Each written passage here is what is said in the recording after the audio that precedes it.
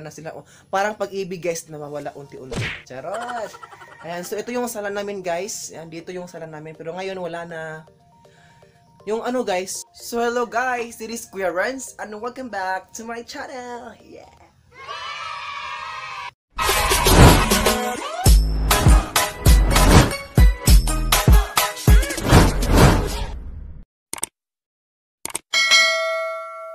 So guys, for this vlog and for this video is exciting. Charot, exciting talaga.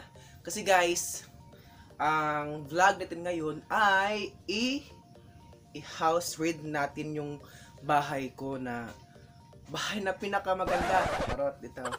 Joke lang guys. Pero i-house raid natin ngayon guys yung bahay ko. Kung ano ba lang itsura, yung ano ba ang bahay ko ngayon, ano ba ang tinatirahan ko ngayon, ano ba yung klase ng bahay ko tinatirahan ko ngayon.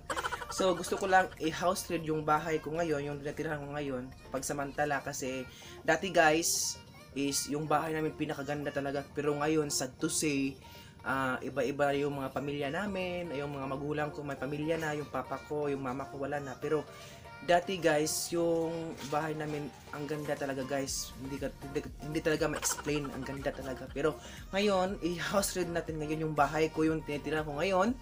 Kasi gusto ko lang i-share, gusto ko lang ipakita sa inyo kung yung bahay kong tinitirahan kasi I'm so proud, I'm happy talaga kasi guys. Kasi kung ganito yung bahay nyo guys, talagang ma-motivate talaga kayo kasi gusto nyo magkaroon ng bagong bahay. So, bago tayo magsimula sa house raid natin ngayon, so ipapakita ko muna sa iyo guys yung labas namin kung saan dati ay maraming tanim at saka maraming mga prutas na itinanim yung buhay pa yung mama ko. So, let's start!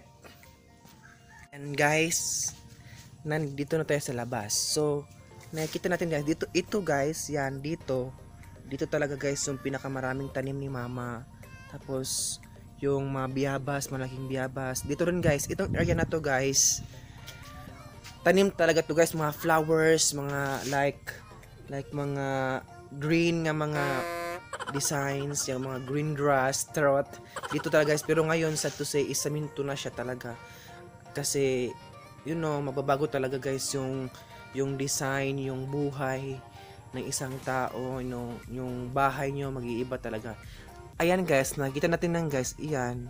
Ito yung bahay namin guys na hindi natapos kasi walang pera. Kasi nung dati guys, inoperahan yung papa ko, yung ano namin, yung lupa namin ay ano talaga, yung lupa namin ay pinirinda at binayaran ng mga bumibili para sa papa ko sa yung ano niya, yung operasyon niya. Pero ngayon, gusto talaga ng papa ko na magbago kami ng bahay, pero sad to say, hindi natapos. Ayan. Ito yung bahay namin guys, hindi natapos. Ayan, sorry, maraming nalabahan. Ayan, ang dami, yan talaga yung bahay namin guys na hindi natapos. So, mag-i-start na tayo guys sa loob. So, let's start. So guys, ay dito na ako sa labas. So, let's go. Papasukin natin yung bahay ko guys. So, ano talaga yung itsura. So, let's go. Ayan guys, ito yung bahay ko. So, sorry talaga guys. Pasensya na kasi ito lang yung bahay ko tinitirahan ngayon kasi dati guys, hindi pa ito ganon. Pero ngayon ganon na. Iwan ko. Pero kasi guys, alam nyo na walang pera. Tapos yung papa ko may sakit pa. Tapos yung mga magulang ko may iba-ibang pamilya na. So, let's start. Ayan, susugurin natin, i-house raid natin yung bahay ko. Sorry sa nakikita nyo guys, maraming labahan. Yung bahay ko ngayon guys natirahan is kasi parang ano na guys, parang nabubulok na ata ba. So, gusto ko lang i-house raid yung dito talaga. Kasi proud kasi ako guys na gusto kong i-tour, i-house raid yung bahay ko ngayon kasi dito ako nagsimula, dito ako pinanganak, dito ako nagsimula kung paano magbasa, dito ako nagsimula na magmahal ng pamilya, kung paano gawin yan, gawing bagay yan. So, gusto ko talagang i-house raid yung bahay ko. So, let's start. Ayan. So, ito guys, dati guys is lamesa to. Dito yung kinakainan namin, dito area na to kinakainan namin.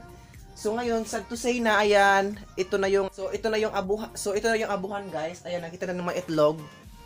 Ayan, may itlog na.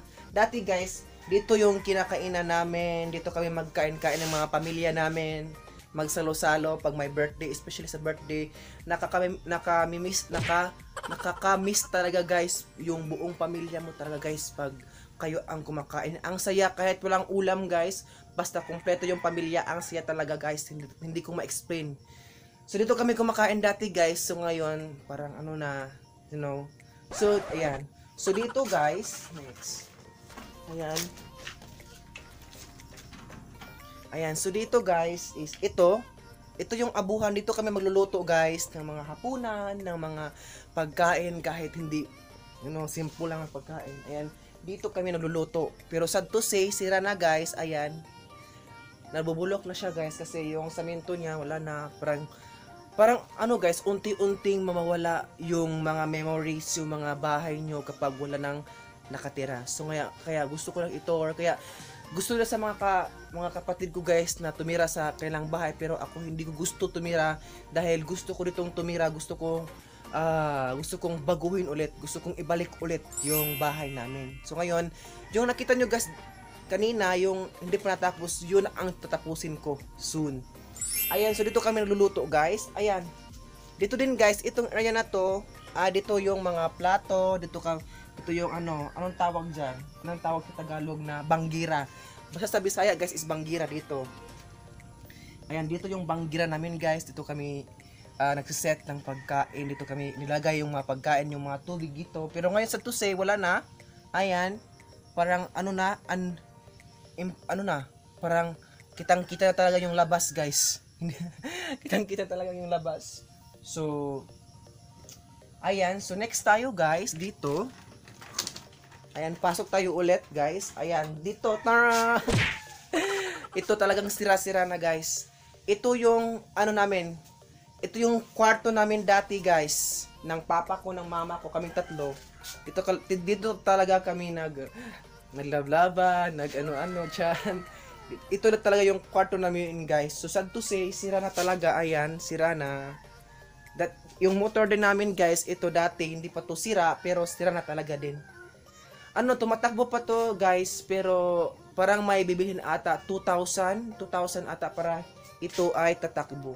Ayan guys, ito yung kwarto namin dati, pero ngayon wala na kasi yung mama ko wala na din, yung papa ko may sakit na, yung papa ko ando na tumira sa bahay ng kuya ko. So next tayo guys, dito na area, ito yung area namin na anong tawag dyan sa Tagalog guys ha. Kung sa Bisaya pa guys, ito yung namin, yung sala. Ayan, ito yung sala namin. Wala pa itong katre. So, ito yung sala namin. Tapos dito na area guys, dito yung mga TV, dito yung mga speaker, pero ngayon wala na. Nawawala na sila. Parang Pag-ibig guys, nawawala unti-unti. Charot. Ayan, so ito yung sala namin guys. Ayan, dito yung sala namin, pero ngayon wala na. Yung guys, yung gustong ibalik mo dati guys, yung kumpleto kayo, yung masaya kayo dito, nagsalo-salo, nag-talk-talk, nag-usap-usap dito kayo, pero ngayon wala na kasi unti-unti talaga mawawala guys, kasi tayong lahat guys ay instrumento lamang tayo ng Panginoon, kaya trust tayo sa Panginoon guys, kaya maniwala tayo sa Panginoon na may blessings talaga na aabot sa atin at matanggap sa atin, kasi challenge kasi guys yung Panginoon hindi nagbibigay ng hindi makakaya natin, nagbibigay ang Panginoon ng makakaya natin, kaya yung challenge natin may solusyon. Kaya so ito yung sala namin guys. So next tayo, ayan, so ito ya guys, ayan, ito yung bed ko doon, ito yung bed ko, sorry hindi pa napilo. So ito yung bed. Ito guys, dati ito yung bed ng mga magulang ko, yun noong hindi pa sila nag-aasawa, yung mga ate ko pa, yan. So sorry guys, talaga gusto ko lang i-share yung buhay ko ngayon guys sa vlogger. Kaya guys, gusto talagang magkasahod na sa YouTube kasi gusto ko talagang magkaroon ng bagong bahay. Yan talaga yung yun talaga yung motivation, yung pangarap ko na magkaroon ng bagong bahay. Gusto ko napakita sa mga pamilya ko, kapatid ko na may ipapakita talaga yung YouTube ko na ganito. May ipapakita talaga yung pagka-vlogger ko na gusto kong i-proof, gusto kong ipakita sa lahat na may resulta din itong pag-vlog ko. Kasi akala nila guys, yung vlog natin walang resulta kaya kasi guys, ang tao ngayon hindi na maniniwala kung wala. May kasabihan nga guys, to see is to believe. Maniniwala yung mga tao guys kung makikita nila. Pero ako guys, naniniwala ako sa kasabihan na believe is to see. Maniwala ako bago ko makita. Ganyan. Maniwala ako kasi andyan ang Panginoon guys. Yan ang Panginoon, yan ang Panginoon tutulong sa atin. Alam ko guys na may Panginoon guys kahit binigyan ako ng mga challenge, iniisip ko to guys na talagang parang binigay ito ng Panginoon para kasi guys, pagkatapos ng challenge mo, may blessings na aabot sa'yo. Kasi guys, yung kasabihan din guys na yung buhay natin parang gulong. Yung buhay natin parang gulong, di ba? Nasa ibaba, di ba? Pero totoo naman yan guys, kasi ngayon masaya ka, bukas malungkot ka, 'di ba? So ganyan talaga yung buhay natin guys. Grabe yung mga challenge natin. Kaya fighting tayo guys sa pag-vlog. Huwag tayong mag-give up. Pag may mga challenge, may solusyon yan kapag gagawan tayo. Ayan guys, nakita natin guys yung kwarto ko. Ito yung kwarto ko ngayon, pero dati ito yung mga kwarto ng papa, yung mga sisters ko. Ito yung sisters ko, kuya ko. Kasi guys, hindi to ganito dati. Yung ang sahog ni guys, yung ang pinakon dito guys, ayun ginawa ng katre. Yan. Pinalitan ng kawayan. Kaya guys, dito lang ako magtatapos guys kasi ina-house rent ko lang yung bahay ko ngayon. Hindi ako nahihiya kasi gusto ko lang i-share yung bahay namin noon at ngayon. Kasi gusto talaga ng mga magulang ko guys na iiwan na itong bahay na to, pero gusto ko hindi ko talaga iiwan kasi dito yung masasaya na alaala, dito yung masaya na mga yung salo-salo, yung simple lang pero masaya talaga guys. Basta pamilya masaya kahit walang ulam, kahit walang ganito, ganyan, pero masaya kayo at kumpleto kayo. Kaya hindi ko kayang iwan tong bahay na to.